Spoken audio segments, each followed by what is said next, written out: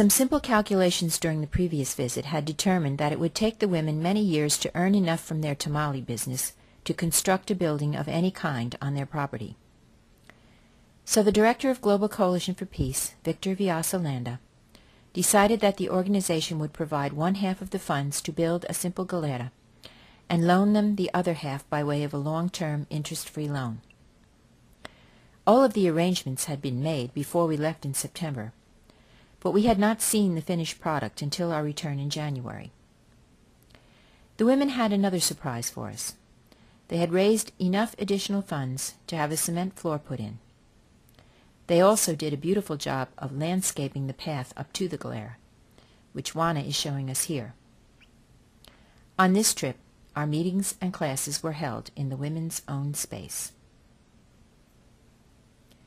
One of the projects we had decided to pursue was to get the village cleaned up. There is no process for removing trash and no way for the women to get it to the dump, which is several miles away. When we proposed a clean-up day to the women, they wanted to get started that same day with the schoolyard and the soccer field. We gathered 15 trash bags full of garbage that day, and with the help of Joel, a friend of Martelou's who had joined us on this trip, and a rented truck, we hauled it to the dump. But the clean-up campaign continued throughout the 2-week stay. On this trip, we had brought 4 second-hand sewing machines, so the women could learn how to sew for their own benefit and also as a means of earning an income. They took to those sewing machines enthusiastically. Some of them had had some previous experience with sewing through a class that had been held at the local elementary school several years back. But since there were no sewing machines in the village, they could only do hand sewing. The ones who had taken the lessons were willing and able to teach the others what they knew.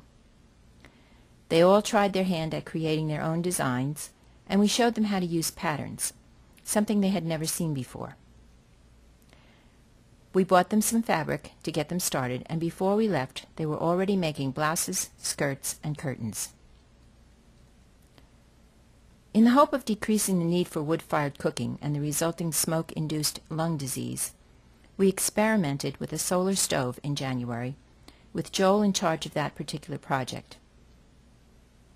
The women gathered some vegetables and herbs from their gardens. We added a little water and set the pot in the solar stove, which was perched on top of the truck, to keep it away from the animals. 2 hours later we came back to find our vegetables perfectly cooked. The women had been very skeptical of this experiment and called the outcome a miracle.